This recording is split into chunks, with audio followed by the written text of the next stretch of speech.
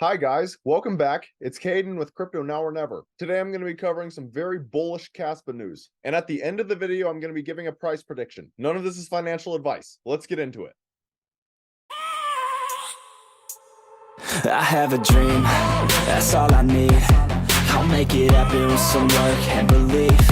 No. So first things first, I'm going to go over the fundamentals and tokenomics of Kaspa for those of you guys that don't know. So Kaspa is currently trading at a price point of just under 4 cents. It has a market cap of 776 million, which according to CoinMarketCap ranks 208th among all cryptocurrencies. However, this number is wrong, most likely due to the fact that they are not yet listed on Binance. If you go to CoinGecko, they are ranked within the top 60 cryptocurrencies. They have a max supply of 28.7 billion and a circulating supply of 20.3 billion, which is about 70.76% in circulation. And Kaspa reached its all-time high only 18 days ago at just over 5 cents and has currently retraced 25% since then. And this is one of the biggest reasons I am so bullish on Kaspa long term. Kaspa was born during a bear market. They have never actually experienced a bull run. So the fact that they have a market cap over 700 million and they reached their all-time high only 18 days ago is a very strong sign that a lot of people love Kaspa. Now, if you're looking to buy Kaspa, I recommend using KuCoin or MEXC. I think those are the two easiest centralized exchanges to use. Now, when you look at the markets, what you probably notice is that there's no Binance or Coinbase. And that just goes to show how much Kaspa could actually grow from here if they got listed on Binance or Coinbase. And then if you look at the Kaspa news section, their most recent article, Kaspa's address growth, suggests major accumulation with Kaspa aiming for 7 cents. And if you look at the actual chart to see the size of Kaspa holders, you will notice within the last 30 days that every single wallet outside of Humpback and Aquaman are up in percentage. This is awesome to see because it shows that the supply is equally distributed. The fact that there's 0 Aquaman wallets is phenomenal. Remember, Kaspa's max supply is 28.7 billion, and no single wallet holds over at least 1 billion. So most likely no wallet holds over 4% of the supply, which most crypto projects cannot make that claim.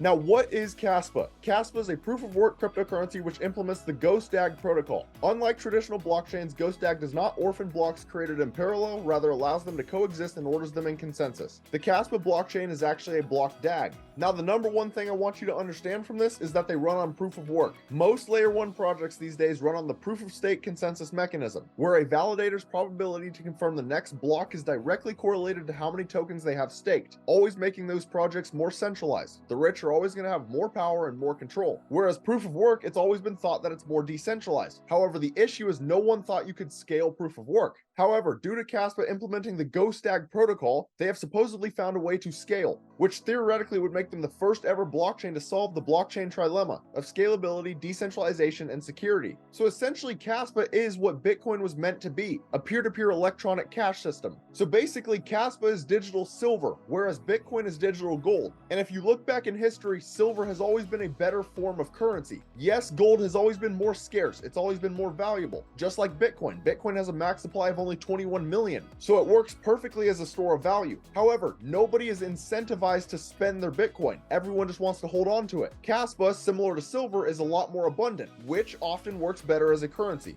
And the founder of Kaspa is Jonathan Sompolinsky, who is a postdoc CS at Harvard University on the MEV research team. And his 2013 paper on the GhostDAG protocol is cited in Ethereum's white paper, which is a big reason that a lot of people love Kaspa. This is naturally going to give Kaspa a lot more credibility than most projects. Vitalik, the founder of Ethereum, has complimented the GhostDAG protocol. And as many of you guys know, right now the crypto market is heavily driven based on hype and speculation. And this is a bullish narrative that can be pushed heavily during the next bull run, which could be fantastic for investors.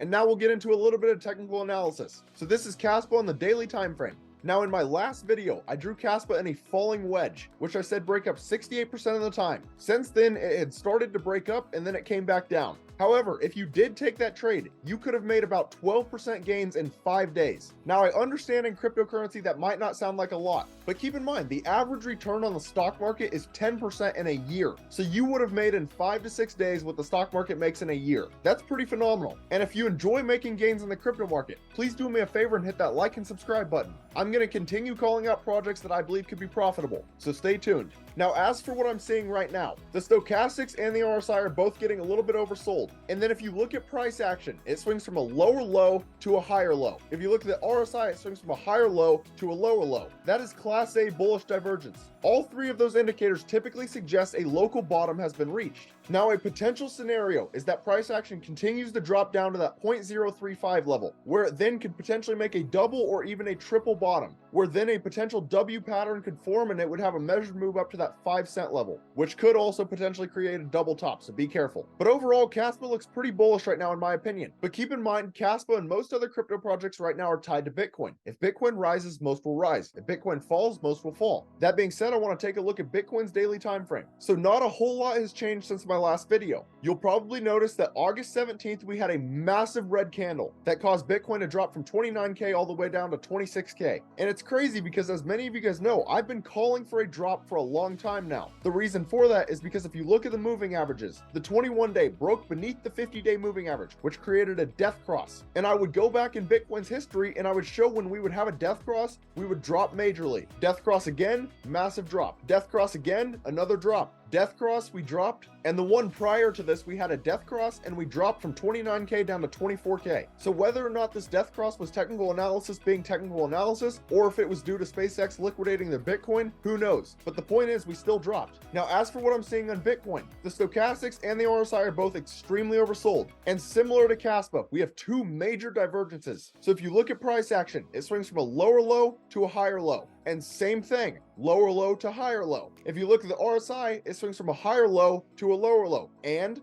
a higher low to a lower low. That is two different versions of the same Class A bullish divergence. And the only way those get negated is if price action comes all the way back down to 17K, which personally, I do not see that happening due to how strong the divergences actually are. That being said, I also have to point out the bearish indicators on Bitcoin because Bitcoin is being very indecisive right now. So the first thing I'm noticing is that price action is still trading beneath all of the moving averages. I will not be bullish on Bitcoin until at bare minimum it gets back above the 200-day and preferably the 21-day moving average as well. On top of that, Bitcoin is also potentially starting to form a bear flag, which break down 68% of the time, and it has a measured move to 22,300, which again is why I said Bitcoin is being very indecisive right now. There are very bearish indicators, but there are also very bullish indicators. So if I were you right now, I would just be paying attention to macroeconomics as they significantly outweigh technical analysis. So if all of a sudden the BlackRock Bitcoin ETF were to get accepted, that could skyrocket Kaspa, Bitcoin, the entire crypto market. On the contrary, if it gets rejected or something similar to SpaceX liquidating their Bitcoin, then that could tank the entire crypto market. So just keep an open mind, realize that anything can happen, and have a long-term outlook on crypto. Now, if we take a look at Kaspa's Twitter, they have 78,000 followers, and I want to go over what they just tweeted out 1 hour ago. The beastly engine you are putting together in an industry redefining masterpiece. And that's the update for Kaspa on Rust. And I also want to read you guys this tweet that I saw from EGLD. Sorry if I mispronounced that. The reason we like Kaspa is not because it's so much different than Bitcoin. It's not. The reason we like Kaspa is because it differs from Bitcoin only in the minimum set of places necessary to make it fast and scalable. And that to me is huge. At this point in time, pretty much everyone in the world has at least heard the name Bitcoin. Now, not a lot of people actually understand what Bitcoin is, but they still have at least heard of it. However, for the people that do actually understand Bitcoin, most of them understand that Bitcoin is not scalable. Everyone that understands Bitcoin knows that it's going to be a great store of value, but scalability will always limit it. Whereas Kaspa implementing the GoStag protocol makes them scalable, which theoretically could make them a better version of Bitcoin. I understand that's extremely bold and ambitious, but that is a potential reality. But as an investor, that's an amazing opportunity.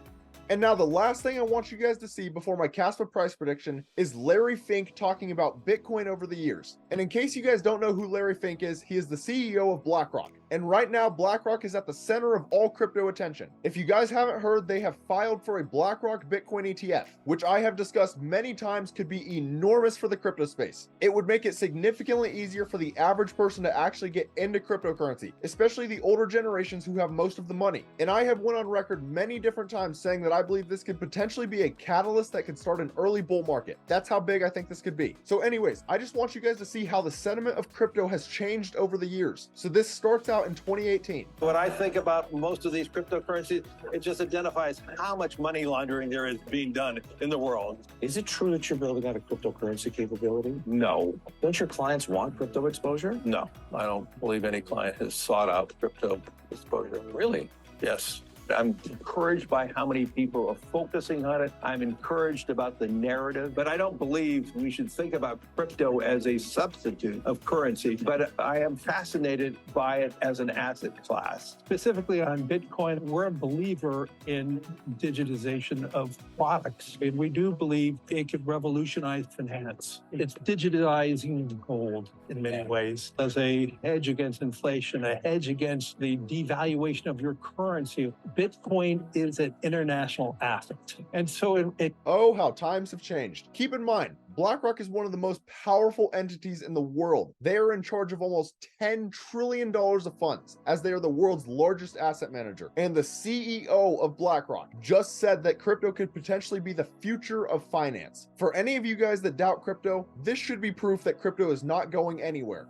So now for the final part of this video, I'm going to compare Caspa to some all-time high market caps that other cryptocurrencies reached during the 2021 bull market. So this is a historical snapshot of November 14th of 2021. This was when most cryptos were at an all-time high. As you can see, Bitcoin's around $65,400. And this was around the time Caspa was launching. So if we look at some of the projects that are down here in the top 60, which is where Caspa should be ranked right now, you can see Cadena, which was ranked 57th among all cryptocurrencies and had a market cap of 3.3 billion. You can see Elrond, which was 6.3 billion, Algorand, 12.3 billion, and then even some meme coins, Shiba Inu, Dogecoin, 29 billion, 34 billion. And as we discussed, Kaspa is over 750 million right now during a bear market. Now, if you go to market cap up and you compare Kaspa to the all-time high that Cadena reached, which was 3.8 billion, theoretically, if Kaspa reached those levels, it'd be trading at a price point of 19 cents, and that'd be a 4.9x. Now, personally, I think this is way too conservative. I think Kaspa will go way higher than this. Now, if you compare Kaspa to the all-time high that Elrond reached last bull run, which was 9.8 billion, then Kaspa would be trading at a price point of 48 cents, and that'd be a 12.5x. Now, personally, I still think this is too conservative. However, I could see something like this happening if this next bull run is not near as explosive as a lot of people think it's going to be. And now, if you compare Kaspa to the all-time market cap high that Algorand reached, which was 3.3 billion, Kaspa would be trading at a price point of 66 cents, and that'd be a 17x. Now, if this is the high that Kaspa reached next bull run, I would not be surprised, but I would be a little bit disappointed, as they truly have so much hype right now. And I understand hype fades with time, but there are a lot of projects that went significantly higher than this. Now, here's where things start to get interesting. If you believe Kaspa could reach the all-time market cap high that Shiba Inu, which is a meme coin, reached last bull run, which was 41.1 billion, then Kaspa would be trading over $2, and that'd be a 52x. Now, this is that range where Kaspa's starting to get very ambitious. I wouldn't be completely shocked if it reached these levels, but I would definitely be very satisfied if it did. Personally, I can't really see it going much higher than this if it does reach these levels. However, these price comparisons are just for educational purposes. Please do your own research and come to your own conclusions. But that's about all. Let me know down in the comments, how high do you guys think Kaspa could go next bull run? If you found this content valuable, please do me a favor and hit that like and subscribe button. Thank you guys for watching. Have a great rest of your day.